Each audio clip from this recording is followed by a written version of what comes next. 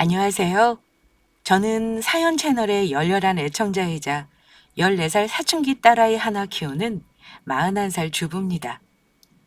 결혼해서 아이 낳고 나서는 직장도 관두고 줄곧 경력단절 주부였지만 작년 가을 15년간의 결혼 생활을 미련 없이 접어버리면서 뒤늦게 직장을 다니고 있습니다. 아이는 엄마인 제가 혼자 키우고 있고 이혼한 전 남편에게 아직까지는 꼬박꼬박 양육비를 받고 있습니다. 살면서 남편이랑 다투고 이혼 생각 한 번도 안 해본 여자가 있을까요? 결혼하고 꽃길만 걷는 건 아니잖아요. 부부 사이에 좋은 날이 있으면 나쁜 일도 있는 게 당연한 거죠. 하지만 대부분의 부부들이 아이 잘 키우고 가정 지키며 사는 이유는 부부가 아무리 다투더라도 지켜야 할 것들이 많기 때문이라고 생각합니다. 또 부부지간의 믿음이란 어느 한쪽이 배신하지 않는 한 쉽게 깨지지 않는 거라 믿기 때문이겠죠. 저의 결혼 생활을 돌이켜보면 무뚝뚝한 남편과 며느리를 그리 아끼지 않은 시어머니 때문에 결코 녹록지만은 않았습니다.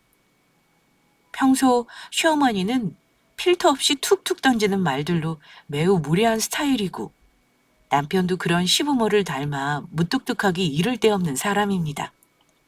하지만 시가 식구들이 그럴지언정 저는 남편에게 내조도 잘했고 시부모님께도 며느리로서 할 도리도 최선을 다해서 했습니다.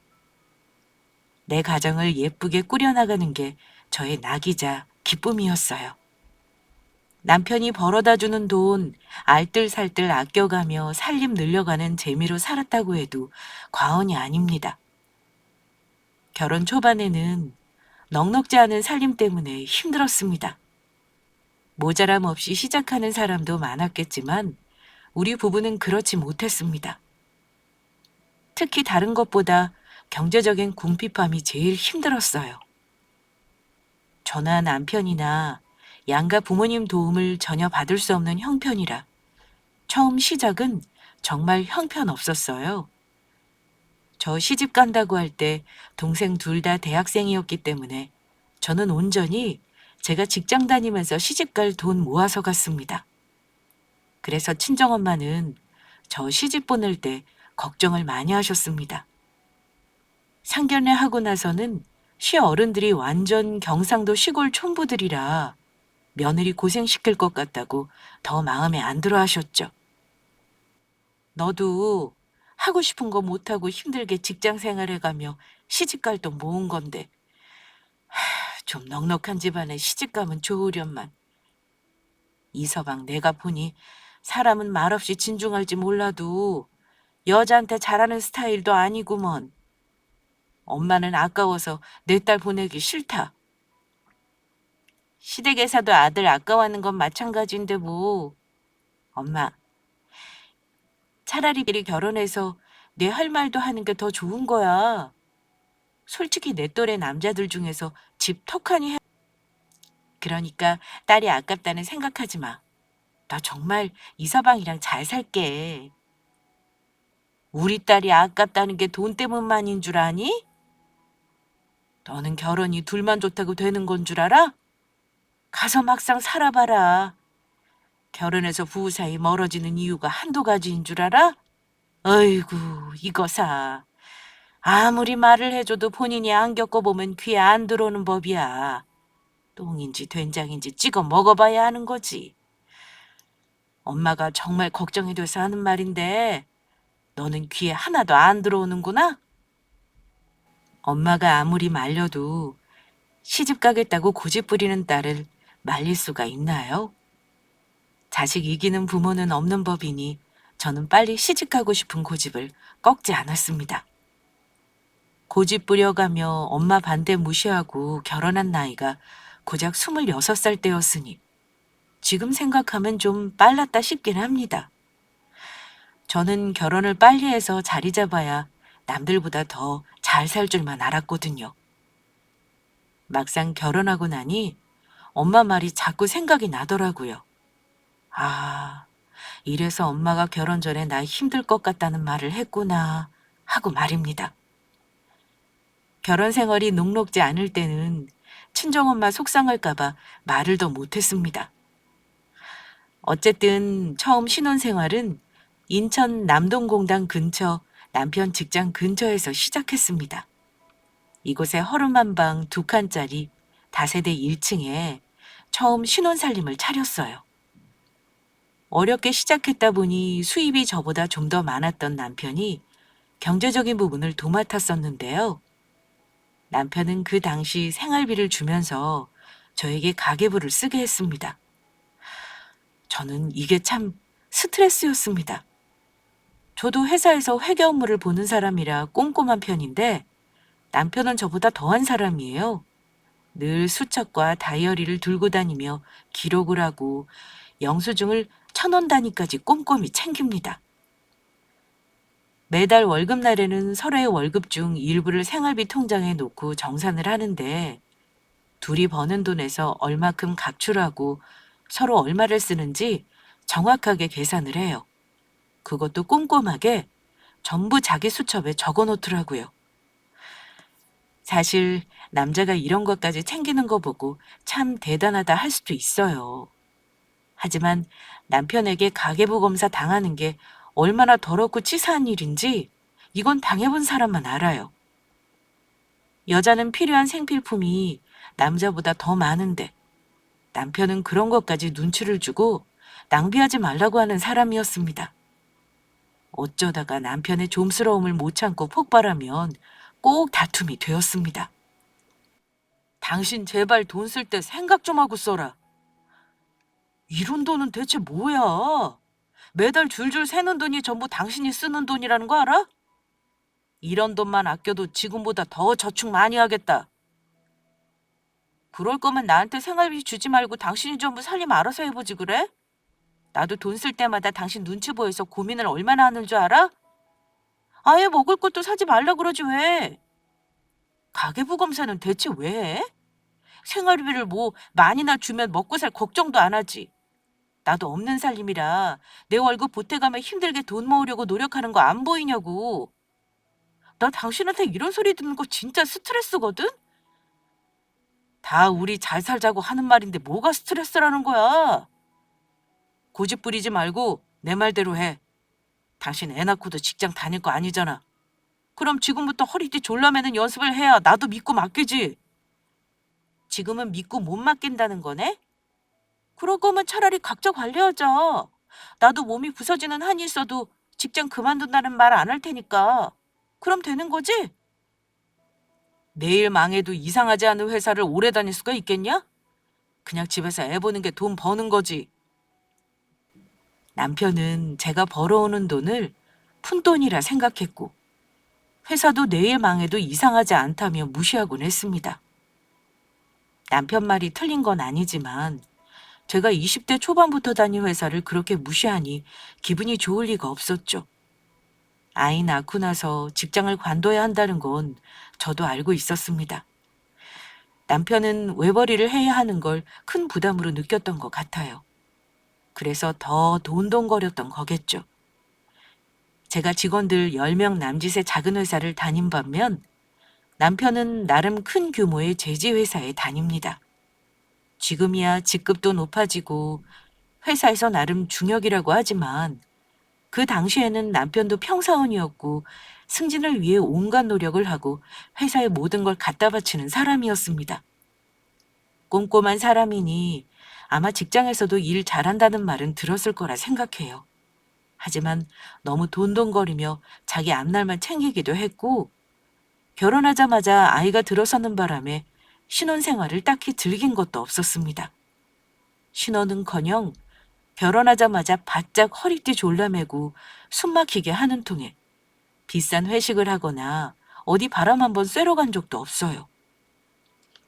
남편이 너무 바쁘기도 했고 그러다 보니 둘이 추억을 만든 일이 별로 없어요. 주변에 결혼한 다른 친구들 보면 아이 낳기 전에 태교 여행인지 뭔지 남편과 참 많이들 가더라고요. 저 역시 어린 마음에 남들이 부럽기도 했고 아이 낳기 전에 남들처럼 여행을 가서 좋은 추억을 만들고 싶었습니다. 하지만 남편은 제가 여행 가자는 말을 이런 제안에 거절했어요. 그때 남편에게 생각 없다는 타박을 받으면서 굉장히 서운했었던 기억이 납니다. 여보, 우리 결혼하고 나서 제대로 여행 다녀온 적 한 번도 없잖아.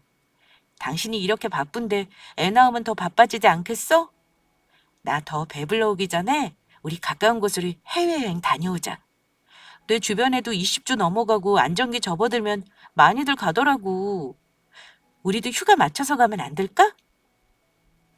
남편이 바쁜 건 알지만 임신한 제가 딱히 요구하는 것도 없이 딱 하나 여행 가자고 말한 거니 고민은 해볼 줄 알았습니다. 하지만 남편은 여행 가자는 저를 한심하다는 듯한 얼굴로 바라보더라고요. 여행? 아, 참 답답하다. 당신은 내가 요즘 왜 이렇게 바쁘게 지내는지 몰라서 그러는 거야? 주변에 친구들이랍시고 헛바람만 잔뜩 들어간 사람들 뿐이니 이런 엉뚱한 소리를 하지. 지금 우리가 한가하게 해외여행 갈 때는 아니잖아. 돈도 더 모아야 하고 아이 태어나기 전에는 나도 승진을 해야 조금이라도 연봉이 올라갈 거 아니야. 배부른 소리 하지 마. 여행이라니. 애 낳고 우리 여유 있을 때 가도 되는 게 여행이야. 그래도 지금 당장 하고 싶은 거 하고 행복한 게 중요한 거 아니야? 당신이야말로 잘 모르나 본데 애 낳으면 어디 집안 마트 가기도 쉬운 줄이나 알아? 홀가분하게 둘이 다녀올 수 있는 건 지금뿐이니까 하는 말이야. 암튼 나는 두 번 말 안 해. 해외여행이라니. 그런 소리 하지 말고 정 콧바람 쐬고 싶으면 당신 친정이라 다녀와. 친정 가 있으면 밥값은 안 써도 될 거 아니야. 와이프가 여행 가자고 하는 걸 헛바람이 들었다고 생각하는 사람에게 더 말해 뭐하랴 싶어서 서운했던 저는 남편 말대로 친정에 내려와 엄마랑 더 시간을 많이 보냈습니다. 신랑 놔두고 왜 친정에 자주 오냐며 엄마가 걱정하셨지만 남편이 저 생각해서 친정에 가라고 한 거라며 엄마를 안심시켜드리곤 했습니다. 첫 아이 낳기 전 성별이 딸인 거 확인하고 나서는 시댁은 물론 남편까지 저 듣는 앞에서 서운한 티를 대놓고 표현했고 아이 낳자마자 둘째를 바로 낳아야 한다는 말을 바로 하길래 저랑 대판 싸우기도 했습니다. 그래서 제가 둘째를 안 가진 이유도 있어요. 그때 너무 상처를 많이 받았거든요. 그때 시어머니가 뭐라고 하셨냐면요. 너희 친정집이 딸만 셋이니 딸을 낳은 거지. 우리 집은 너 알다시피 전부 아들만 있는 거 알잖니? 우리 집안 사람들은 낳으면 무조건 아들인데 대체 너는 왜 대번에 딸을 낳은 거야? 첫 아이를 아들 낳아 놓으면 얼마나 든든하고 좋으냐. 무조건 둘째는 아들 낳아야 하니까 너 몸 관리 잘해? 어머니, 그만하세요. 아기가 다 듣고 있는데 왜 그런 말을 하세요? 저는 아들이든 딸이든 상관없어요. 요즘 세상에 아들이 꼭 필요한 건 아니잖아요. 아들이든 딸이든 잘 키우는 게 중요하죠. 그래도 우리 아들이 장남인데 장손을 파야지. 나는 손녀딸 하나만 볼 생각은 없어. 그래서 너는 언제 둘째 낳을 거냐? 연년생으로 낳아서 후딱 같이 키우는 게 좋지 않겠어? 친정엄마가 저 산후조리 하느라 와 계시는데도 계속 아들 타령을 하시는 통에 나중에는 참다 못한 엄마가 한마디 하시기도 했습니다. 엊그제 애 낳고 37을 이제 겨우 지난 며느리한테 왜 아들 타령을 하셔요? 그만하세요, 사부인. 연년생으로 낳아서 둘 다 기저귀 차고 있으면 사부인이 키워주실 거예요? 시골에서 손주 데리고 사실 거 아니면 그런 소리 마셔요. 엄마가 쏘아붙이고 나서야 시어머니는 머쓱한 듯 더 이상 아무 말을 안 하셨어요. 그렇지만 어머니나 남편은 저 힘든 건 안중에도 없는 듯 제가 둘째를 안 낳겠다고 하기 전까지는 그렇게나 둘째 타령에 아들 타령을 하더라고요. 육아를 도와줬으면 둘째 그까짓 거 낳겠다고 했을 겁니다. 하지만 큰애를 키우면서 낳고 싶은 생각은 완전히 사라졌어요. 남편은 워낙 바쁘다고 일을 중시하면서도 아이 육아는 직장 그만둔 제가 전담하기를 바랬습니다. 그러니 저는 저대로 독박 육아에 우울증까지 와서 굉장히 힘든 시간을 보냈어요. 겨우 아이 어느 정도 키워놓고 시간이 좀 나는가 싶었는데 이미 그때는 남편과 각방은 물론 필요한 말 외에는 하지 않은 사이가 되어버렸습니다. 부부 사이가 멀어지는데 한두 가지 일만 있었겠어요? 그 세월 동안 서운함이 겹겹이 쌓이고 쌓여 나중에는 저도 자포자기하게 된 부분이 없지 않아 있었습니다. 부부 사이가 가까워지기 위한 노력을 안 한 건 아닙니다. 저는 그래도 시어른들 생신이나 어버이날 당연히 챙겼고 명절에서 며느리가 하는 일 한 번도 거역한 적 없어요. 친정엄마는 심지어 이서방이 저한테만 잘하면 친정에 못하는 것도 다 이해한다고 하셨던 분입니다. 하지만 남편은 친정을 무시하는 건지 받은 게 없으니 더 잘할 것도 없다는 식으로 행동해서 저를 실망시켰습니다.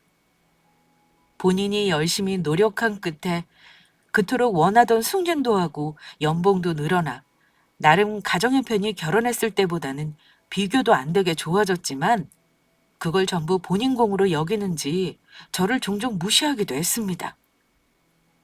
내가 이만큼 벌어다 주고 당신 편하게 살게 해주면 이러쿵저러쿵 잔소리하고 더 바라지는 말아줘. 나도 밖에서 일하고 집에 들어와서는 조용히 쉬고 싶은 사람이야. 어지간하면 나더러 뭐 해달라고 하지 말고 돈 줄 테니까 당신이 전부 알아서 해. 본인이 힘들게 일하는 건 전부 우리 가족을 위한 거라고 말을 하면서도 정작 저를 저런 식으로 대하니 얼마나 속상했는지 모릅니다. 남편은 가정보다는 늘 바깥일이 먼저인 사람이라 서운한 일도 참 많았어요. 특히 결혼 전에는 무뚝뚝해도 제 생일이 되면 꽃 한 송이라도 사오고 멋진 식당에 데려갈 줄 아는 사람이었는데 아이 낳고 살면서 점점 더 무심해지기만 했습니다. 생일이나 결혼기념일이 되면 남편이 출장 일정이 잡히거나 회사에 중요한 일이 생겼어요. 그러니 서운해도 표현 안 하고 그냥 넘어가는 일이 많았습니다. 생일이라고 해도 남편이 뭐 할 줄 아는 거나 있나요? 미역국 하나 끓일 줄 모르는 사람이라 내 손으로 끓이긴 뭐해 그냥 넘어가기도 했고요. 그런데 아이 낳고 살면서 저도 바쁘다 보니 내 생일 놓치는 건 당연한 일이 되어버리더라고요. 반면 남편 생일 때는 일주일 전부터 하루에 한 번씩 시어머니에게 확인 전화가 옵니다. 결혼 생활 내내 남편 생일은 무슨 명절보다도 더 중요한 날이었어요. 소리 엄마, 너 내일 모레 애비 생일에 다른 건 몰라도 미역국은 꼭 끓여서 챙겨줘라. 내가 가까이 살면 챙겨주겠다만 니들이 바쁘다고 잘 안 내려오니까 별 수 있니? 아무튼 네 신랑 돈 버느라 힘든 거 알면 네가 잘 챙겨. 제 생일 때는 미역국은커녕 축하한다는 말도 결혼 10년이 넘도록 들어본 적이 없는데 자기 아들 생일은 저렇게 챙기라고 성화이니 어쩔 때는 참 치사하더라고요. 친정엄마가 결혼하는 거 반대한 게 생각나서 서운한 일 당하는 거 차마 말도 못하고 살았습니다. 남편은 참 좋겠다는 생각이 들더라고요. 마누라가 매해 잊지 않고 생일상 차려주고 자기 엄마는 일주일 전부터 전화해서 생일 챙겨주란 소리를 하니 말입니다. 막상 챙겨주면 그다지 고마워하는 기색도 안 하는 사람이라 챙겨주면서도 생색도 못 내봤고 감사 인사도 못 들어봤습니다. 생일도 안 챙기는 사람이니 결혼기념일 같은 건 챙길 거라고 아예 바라지도 않았습니다. 결혼 10주년 때는 여행이라도 한번 가고 싶어서 말을 꺼낸 적이 있었는데 태교 여행 가자고 했을 때처럼 단박에 거절당했죠. 당신 우리 결혼 10주년인 건 알아? 우리 소리 데리고 제주도라도 갔다 오자. 우리 가족여행 간 게 언제인지 기억도 안 나. 소리도 아빠랑 그런 시간도 있어야지. 정 안 되면 1박으로 캠핑이라도 가면 안 될까? 그럴 시간이 어딨어. 결혼 10주년이나 20주년이나 특별할 게 뭔데. 나 당분간 주말에는 계속 바빠. 정 여행 가고 싶으면 돈 줄 테니까 소리 데리고 둘이 갔다 오지 그래? 골프 치러 해외도 가는 사람이 가족들이랑 갈 시간은 왜 매번 없는 건데? 아휴, 내가 바랄 걸 바래야지. 알았어. 나 다시는 당신한테 어디 가자고 안 해. 남편은 그 정도로 표현 잘 안 하거니와 태생이 무뚝뚝한 사람이에요. 자기 옆에 있는 배우자 결혼기념일 한번 먼저 챙겨줄 줄 모르는 인간이었습니다. 그런 걸 경상도 남자 특유의 멋이라 생각하고 결혼한 제가 상등신인 거죠. 저는 남편이 회사에서 승승장구하는 게 그저 기뻤고 저와 딸이 윤택한 생활을 하는 것도 고마웠어요. 그렇다고 남편이 벌어다 주는 돈을 풍덩풍덩 쓴 것도 없습니다. 소고기를 하나 사도 남편하고 아이 목 2인분만 사고 저는 먹었다고 거짓말했어요. 과일도 늘 무르고 망가진 건 제가, 이쁘고 만난 건 남편과 아이. 저는 그게 맞는 줄 알았습니다. 사랑하니까 다 해주고 싶었고 좋은 거 주고 싶었어요. 남편도 무뚝뚝하고 표현은 안 해도 우리 가족이 먼저일 거라 믿어 의심치 않았죠. 그렇게 10년 넘는 시간을 호구 등신처럼 살다가 정신을 차린 사건이 생긴 건 우리 결혼 15주년이 되던 결혼 기념일을 앞둔 어느 날이었습니다. 그동안 결혼 기념일이라고 해서 한 번도 남편에게 뭔가를 바란 적이 없었습니다만 하필 그 해에는 제가 기대를 하게 만드는 일이 있었어요. 남편은 일벌레라 주말에서 회사 일로 출장을 가는 게 일상이었고 간혹 집에서도 업무 수첩을 펼쳐놓고 꼼꼼히 기록을 하곤 했습니다. 신혼 때부터 알던 습관이라 별다를 것도 없었는데 남편이 어쩐 일로 수첩을 펼쳐놓은 채 업무 때문에 누군가와 통화를 하고 있었습니다. 거실 탁자를 정리하느라 어쩔 수 없이 남편의 수첩을 슬쩍 보게 되었는데요. 빼곡히 무언가가 적혀있는 캘린더에 웬일인지 비어있는 한 칸이 눈에 딱 들어오더라고요. 비어있는 칸이라 그렇기도 했지만 남편이 어쩐지 그 날짜에는 하트 표시를 해놓고 형광펜으로 테두리까지 쳐놨길래 다시 보니까 웬걸요. 그날이 우리 결혼 기념일이더라고요. 아이가 초등학교 졸업할 때가 다 되도록 한 번도 먼저 챙긴 적이 없는 사람인데 그런 표시를 해놨다는 게 저는 너무 고맙고 괜히 기대가 되었습니다. 남편이 전화를 끊길래 애써 수첩 본 걸 모른 척 했어요. 당신 누구랑 그렇게 통화를 해? 회사에 무슨 일 생긴 거야? 아, 당신도 알잖아. 우리 팀 최주임. 지난번 명절에 우리 집에 과일도 보내서 당신이 고맙다고 했던 기억나지?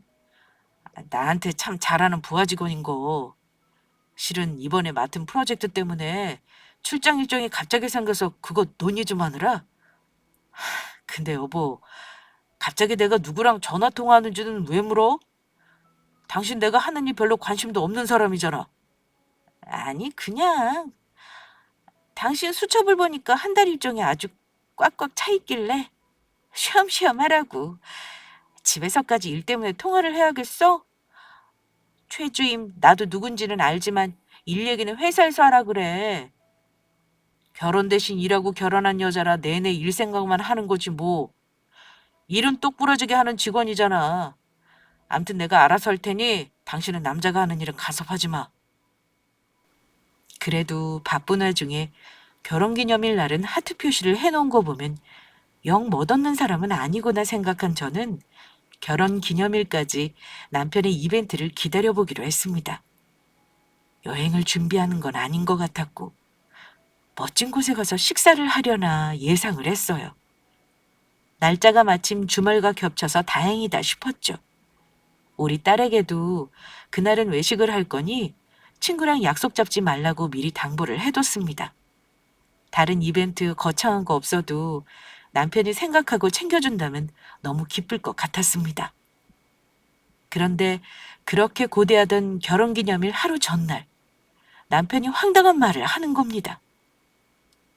소리 엄마, 나 내일 아침 일찍 출장 간다. 미리 말했어야 하는데 하도 바빠서 깜빡했네. 며칠 전에 급하게 정해진 일정이거든. 2박 3일 일정이니까 가방에 여보로 넉넉히 넣어줘. 저는 결혼기념일 당일날 하필 출장을 가겠다는 남편이 이해가 가지 않았습니다. 뻔히 그날이 무슨 날인지 체크까지 해놨으면서 출장을 잡았다는 게 서운했어요. 정말 남편이 결혼기념일을 몰라서 그러는가 싶어 확인차 물어봤습니다. 내일 출장 간다고? 그런 말 없었잖아. 무슨 출장을 하루 전에 갑자기 가는 법이 어디 있어? 다른 날로 조정을 해도 되는 거잖아. 꼭 내일 가야 하는 거야? 내가 이번 주 주말 얼마나 기대하고 있었는데. 그런데 남편은 전혀 모르겠다는 얼굴로 도리어 저를 이상하게 보더라고요. 내일 내가 모르는 무슨 일 있어? 대체 뭘 기대했다는 건데? 나 갑자기 출장 가는 거 하루 이틀 있는 일도 아닌데 당신이야말로 오늘 유난스럽게 왜 그래? 남편 반응을 보니 이 사람이 다 알면서 모르는 척을 하는 건지 잠시 혼란스럽더라고요. 당신 몰라서 물어? 이번 주 아니 정말 모르는 거냐고. 이 사람이 뭘 잘못 먹었나? 갑자기 왜 이래? 아무튼 오늘 저녁까지 내 짐 좀 꾸려줘. 내일 아침 일찍 출발하기로 했으니까.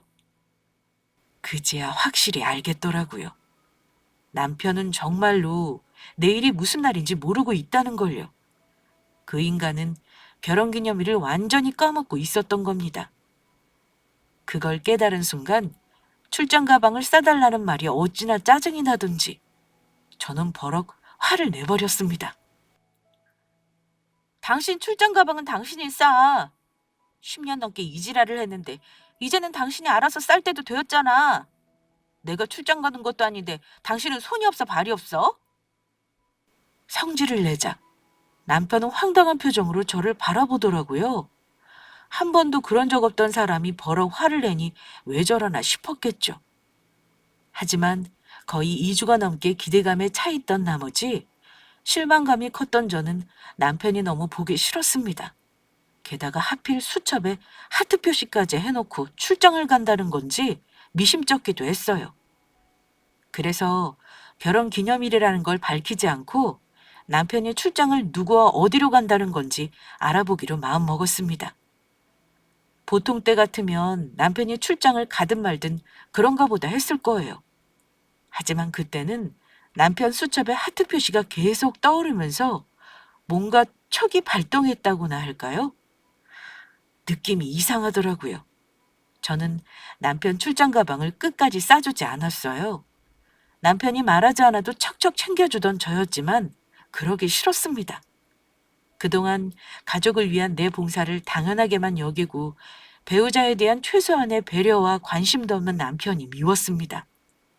그 인간은 투덜거리며 가방을 싸긴 하더라고요.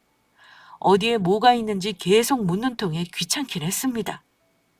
저는 출장을 이렇게 갑자기 누구와 대체 어디로 가느냐고 한 번 더 물었습니다. 갑자기 출장을 어디로 간다는 건데? 당신 회사는 주말도 없대? 왜 사람을 밤낮으로 부려먹고 주말까지 일을 시켜?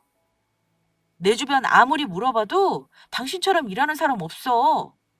당신네 직원은 주말에 출장 가는 것도 불만이 없대? 대체 군말 없이 따라가는 직원이 누구야? 상사가 가자면 가는 거지. 당신이 회사 사정을 뭘 안다고 그래.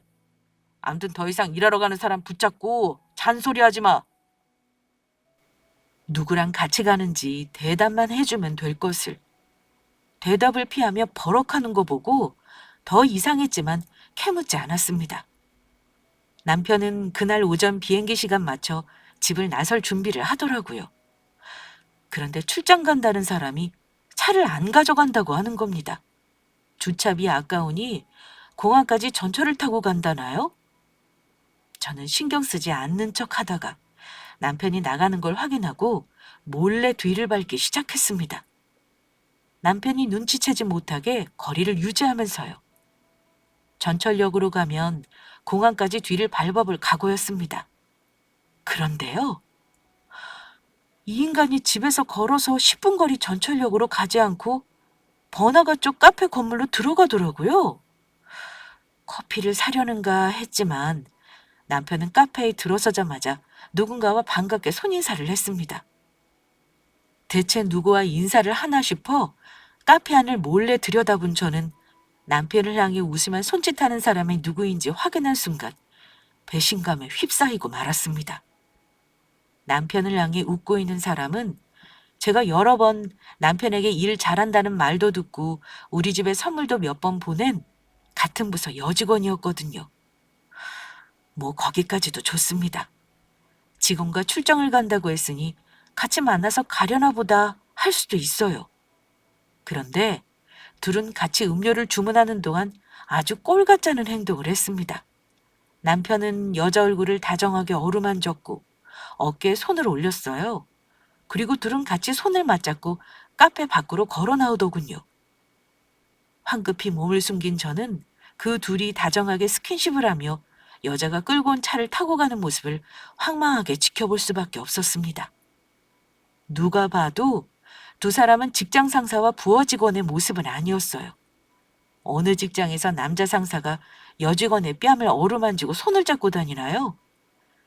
그 자리에서 두 사람을 붙들고 자초지정을 묻고 싶었지만 일단 확실한 증거를 찾기 위해 있는 힘을 다해 참았습니다. 두 인간이 제 시야에서 사라지고 무슨 정신으로 집에 왔는지 기억조차 나지 않았어요. 늘 바쁘고 무심했던 사람이지만 우리 가족을 위해 애쓴다고 믿었고 여자 문제로 저를 속상하게 할 사람은 절대 아닌 줄 알았습니다. 근데 내 남편만은 아니라고 생각했던 건 저의 오만이고 착각이었더라고요. 집에 돌아온 저는 남편이 출장 가 있는 동안 한 번도 관심을 두지 않았던 남편의 노트북을 열고 개인정보를 뒤졌습니다. 제가 관심 없는 걸 알고 아무조차 걸려있지 않는 노트북에는 기록을 좋아하는 남편답게 참 꼼꼼하게도 자기 사생활을 기록해놨더군요. 저에게 준 생활비 외에 어디에 얼마를 썼는지 일목요연하게 정리해놓은 파일을 보고 참 경악을 금치 못했습니다. 인간은 아무리 외도를 한다 해도 상간녀와 사랑의 흔적을 없애고 싶지 않았는지 그동안 출장 간다고 할 때마다 둘이 다닌 여행지며 저는 울면서 모든 증거를 모았습니다. 그러다가 남편이 정리해놓은 가계부 비슷한 장부를 보고 나서 그간의 결혼 생활이 모두 물거품이 되는 느낌을 받았습니다. 외도하면서 쓴 것이 명백한 지출 내역 중 백화점에서 큰 액수로 쓴 돈은 분명 저를 위한 건 아니었습니다. 사용 내역에 희수 가방이라고 상세하게도 적어놨더라고요. 200만 원이 넘는 가방 금액과 몇십만 원의 옷값, 그리고 화장품값. 2년이 넘게 저의 눈을 속여가며 잘도 연애질을 했더군요. 솔직히 말해 바람을 피운 것보다 그 비싼 것들을 내연녀에게 사줬다는 것이 더 충격이었습니다. 미쳤다고 할지 몰라도 제 심정이 그랬어요. 남편이랑 살면서 생일은커녕 결혼기념일에 작은 선물 하나 받아본 적이 없이 살았습니다. 내가 산 적도 없고 남편이 사준 적도 없어요. 생각해보니 꽃다발도 하나 못 받아봤네요. 억울하더라고요.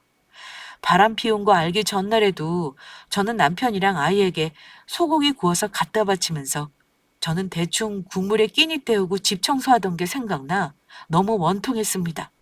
마치 본인의 외도 증거를 저 보라는 듯 정리해 놓은 남편의 자료를 전부 손안에 넣은 저는 남편이 출장 가 있는 동안 한 번도 연락하지 않았습니다. 딸아이를 잠시 외가에 맡겨놓고 남편이 돌아오기를 기다렸어요. 저녁 시간을 훌쩍 지나 집에 온 그 인간에게 저는 화도 내지 않았습니다. 평소와 달리 싸늘한 저를 보고는 남편은 슬쩍 눈치를 보더니만 저에게 작은 상자를 내밀더라고요. 자, 이거 당신이 좋아하는 쿠키야. 출장 간 곳에 매장 있길래 사왔어. 남편이 내미는 과자 상자를 보고 헛웃음이 나오더라고요. 그 인간이 사온 과자를 보니 어쩐지 그동안의 모든 설렘이 폭발하는 느낌이었습니다. 순간적으로 화가 머리끝까지 나더니만 뒷골이 찌릿하고 당기더라고요. 저는 소리도 지르지 않고 낮은 목소리로 이혼하자는 말만 두어 번 뱉고 쓰러지듯 소파에 몸을 기대버렸습니다. 이건 뭐야? 이깟 거 필요 없어. 과자는 당신이나 먹어. 다른 말 필요 없고 우리 그냥 이혼하자. 내가 하고 싶은 말은 이거 하나야. 내가 왜 이혼하자고 하는 건지 당신은 알지? 그러자 남편은 놀란 눈이 되더니만 뭐? 당신 갑자기 왜 그래? 이혼이라니? 기껏 일 다녀온 사람한테 왜 이러는 거야? 일? 당신 일 다녀온 거 맞아? 글쎄, 거짓말을 2년 넘게 하더니만 눈 하나 깜짝 안 하나 보네. 일 좋아하네. 당신은 일을 같이 일하는 여직원이랑 손잡고 다니면서 하니? 과자가 까짓 거. 당신 좋아하는 여자나 갖다 줘. 하긴 이런 건 눈에 들어오지도 않겠지. 그년한테는 비싼 거 사주면서 나한테는 입 깎고 먹고 떨어지나 이거니? 이상한 건 눈물도 안 나오더라고요. 그냥 멍한 채로 화내며 이혼하자 말만 했습니다. 여보, 대체 무슨 말이야? 손을 잡다니. 내가 어떻게 살아왔는지 몰라서 그래? 어디서 무슨 소리를 들었는지 몰라도 당신 지금 나한테 실수하는 거야? 남편 놈은 완벽한 본인이 어디서 실수를 했을 리 없다고 믿는 것 같았어요. 웃기시네. 들은 게 아니라 내 눈으로 보고 하는 소리야. 당신 그동안 참 나를 잘도 속였더라. 그렇게 마누라 몰래 회사에서 썸 타고 연애하는 게 좋았어? 하긴 아무리 생각해도 이상했어. 주말에 출장 가는 회사가 말이나 되니? 내가 당신 회사 전화해서 당장 확인해 볼까? 당신 그렇게 당당하지 어디 한번 보자. 당혹감을 감추지 못하는 남편에게 저는 일침을 날렸습니다. 왜 집에 와서 같이 일하는 여직원이랑 통화를 하고 문자를 주고받고 그렇게 칭찬을 했는지 이제 알겠더라. 회사에서 보면서도 집에 와서도 생각이 많이 났나 봐? 내 앞에서도 무의식적으로 그년 얘기를 꽤나 많이 한 걸 보면 내가 모든 거 다 알고 이혼만 하고 끝낼 것 같니? 당신이랑 결혼 생활하면서 내가 어찌 살았는지 말 안 해도 당신이 더 잘할 거야. 근데 나를 이렇게 배신해? 당신은 모든 거 다 잃고 이 집에서 나갈 각오나 해. 당신이 바람 피우면서 본인 손으로 전부 증거를 잘도 남겨놨으니 내가 증거를 모을 것도 없더라. 그거 하나는 참 고맙네. 남편은 짜증을 내며 마른 쇠수를 하더니만 그제야 더 이상 숨길 수 없다고 생각했는지 변명하기 시작했습니다. 여보, 소리 엄마. 일단 내 말을 좀 들어봐. 내가 입이 10개라도 할 말은 없다. 당신이 이러지 않아도 곧 정리할 생각이었는데 내가 모두 다 제자리 돌려놓을 테니까 나 한 번만 믿을 수 없어? 아니? 15년 결혼 생활 저버린 사람을 어찌 믿을 수 있겠어? 당신 출장 간다고 한 날이 무슨 날인 줄은 알고나 있어? 그날 우리 결혼 기념일이야. 당신 수첩에 정성스럽게 하트 표시 보고 나는 당신이 이번에는 나를 챙겨주려나 착각을 혼자 단단히 했지 뭐야? 뒤에서 이런 짓을 하는 줄도 모르고. 다 필요 없고 이혼해. 만약 26살에 결혼하지 않고 아이를 낳지 않았더라면, 내가 하던 일을 계속했더라면 지금쯤 저는 혼자서 잘 먹고 잘 살았을 거란 생각이 들었습니다. 남편이 그년에게 사준 가방이며 옷이며 화장품, 돈 걱정 안 하고 저도 샀을 거예요. 아끼고 아껴서 남편과 아이한테 다 퍼주고 저에게 남은 거라곤 목 늘어난 티셔츠뿐이었습니다. 그리고 그 와중에 생활비 아껴서 산 남편의 비싼 브랜드 와이셔츠가 배송이 왔더라고요. 그대로 택배 상자 열어서 남편 눈앞에서 가위로 다 찢어버렸어요. 남편은 한 번도 보지 못했던 저의 살벌한 모습에 잘못했다고 울면서 빌고 또 빌었습니다. 더 이상 변명하지 않고 무조건 빌더라고요. 하지만 저는 울지 못했습니다. 알고 보니 남편네 회사에서 매번 출장을 가는 것도 거의 거짓말이었어요. 회사가 힘들어서 본인 책임이 막중하다는 것도 부풀린 말이었고요. 일은 뭐 본인만 한답니까? 뭐 힘들기야 했겠죠. 남편 말만 믿고 확인 안 한 저도 참 등신이죠. 생활비 아껴 쓰라며 온갖 생색을 내던 놈이 저에게 줄 돈 모아서 상간녀랑 맛있는 거 먹고 출장 다닌답시고 실컷 여행도 다닌 거죠. 정말 지긋지긋한 삶을 살았더라고요, 제가. 내가 내 무덤 판 거라 어디에 누구 탓을 하겠냐만서도 앞으로는 이런 결혼 무덤에서 살고 싶지가 않았습니다. 이혼은 절대 안 된다며 매달리는 남편 귀싸대기를 올려붙였는데도 화가 안 풀리더라고요. 남편은 절대 여자에게 뺨따기를 내어줄 인간이 아닌데도 가만히 있더군요. 여보, 당신 화 풀릴 때까지 나 때려. 나 10대든 20대든 다 맞을게. 내가 다 책임질 테니까 제발 이혼만은 안 돼. 우리 소리 아빠 없이 당신 혼자 키울 수 있어? 당신은 돈은 벌 수 있냐고. 경제력도 없는 사람이 무슨 이혼이야. 깨끗하게 정리할 테니까 앞날 생각해서 한 번만 넘어가줘, 제발. 내가 당신 몰래 2년 동안 다른 남자랑 연애질을 했다면 당신은 넘어갈 수 있어? 당신이 당했어도 감당 못할 일을 나더러 넘어가 달라고? 개소리 하지 마. 당신이 나한테 몹쓸 짓 한 건 분명히 책임져야 할 거야. 내가 앞으로 어찌할지 똑똑히 지켜봐. 나를 얼마나 바보로 봤으면 사람을 눈뜬 장님 취급해? 나 우리 소리 혼자 키울 수 있는 능력 있으니까 당신 걱정이나 해. 저는 그 길로 남편을 내쫓았어요. 양가 부모님께 전부 터뜨리기 전에 조용히 이혼하고 싶다고 했습니다. 남편 놈은 제 기세에 놀려 어쩔 수 없다는 듯 집에서 나가면서도 망신살 뻗친 걱정을 하더군요. 저는 남편이 걱정하는 걸 그대로 실현시켜줄 작정이었습니다. 저는 곧바로 변호사와 상담 후 이혼과 재산분할 소송을 하기로 했고 상간녀 소송도 같이 진행하기로 바로 결정했습니다.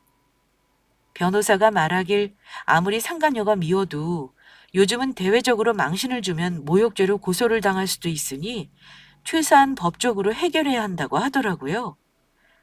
하지만 바람 피운 연놈들에게 화풀이를 안 하면 아무리 상간소송을 해서 이겨도 분이 안 풀릴 것 같았습니다. 그래서 제가 직접 망신을 주기보다는 그 인간들이 눈 맞은 회사에 알려 톡톡히 망신을 줘야겠다고 마음먹었어요. 그 두 연놈들 꼭 지옥에 집어넣고 죗값 치르게 하고 싶었습니다. 그래서 남편이 그동안 저에게 거짓말한 것과 상간녀의 정체를 회사 감사부서에 알렸습니다. 나중에 이혼 소송하면서 들은 거지만 회사에서 망신을 아주 톡톡히 당하고 남편은 한직으로 내쳐졌다고 하더군요. 상간녀도 지방으로 발령냈다는 말을 듣고 속이 좀 시원했습니다. 둘 다 얼굴 못 들고 다니게 만든 것 같아서요. 이혼 소송하면서 재산 분할할 때 참 치사하더라고요. 다 줄 것처럼 굴더니 본인도 살아야겠는지 자꾸 돈이 없다는 말을 하길래 재산 명시 신청해서 토씨 하나 안 빼고 제 몫의 재산을 챙겼습니다. 공동명의 집을 나누기로 했고 얼마간의 현금 재산 그리고 위자료까지. 그렇게 이혼하고 나서 몇 개월 후 상간녀는 항소 없이 조용히 합의금 2천만 원을 주는 걸로 상간녀 소송을 끝냈네요. 본인도 쪽팔렸는지 조용히 끝내고 싶었을 겁니다. 판결문을 보면서 처음으로 속이 후련하다는 생각을 했습니다. 남편은 끝까지 아이를 봐서 이혼을 그만두자고 하던 놈입니다만 저는 받아들이지 않았습니다. 아이를 데리고 산다는 결정도 쉽지 않았지만 바람 피우는 인간에게 아이가 가서 눈치 보게 살게는 못하겠더군요. 이혼 후 저는 친정에서 잠시 지내며 어렵게 직장을 다시 다니기 시작했어요. 작은 페인트 회사에서 경력직으로 취직을 했습니다. 1년의 시간이 흐른 지금은 몸도 마음도 많이 안정되었어요. 그래도 시간이 가니까 이렇게 사연을 보내며 담담히 얘기할 날도 오네요. 남편 놈은 지방으로 내려갔다고 들었어요. 승승장구하던 회사에서도 아마 단단히 눈밖에 났을 거라 생각합니다. 상간녀와는 안 좋게 끝났다고 들었는데 뭐 상관없습니다. 둘 다 사회적으로 금전적으로 죗값 치른 거 당연한 일이고요. 이렇게 이혼하고 나서 드는 생각이 하나 있다면요. 주부님들 모두 자기 자신을 소중히 하는 삶을 사셨으면 좋겠다는 겁니다. 저처럼 바보같이 살지 마시고요. 만약 바보같이 살았다고 해도 이혼을 무서워할 필요는 없습니다. 겪어보니 어떻게든 사라지더라고요. 지금 행복한 결혼 생활을 하시던 분이든 이혼을 염두에 두고 계신 분이든 제 사연을 들으신다면 앞으로 어떤 결정을 하든 간에 맛있는 거, 예쁜 거 본인을 위해 챙겨두시고 늘 좋은 거 누리는 삶을 사셨으면 합니다. 저의 이혼 이야기는 여기까지입니다. 끝까지 들어주셔서 감사드립니다.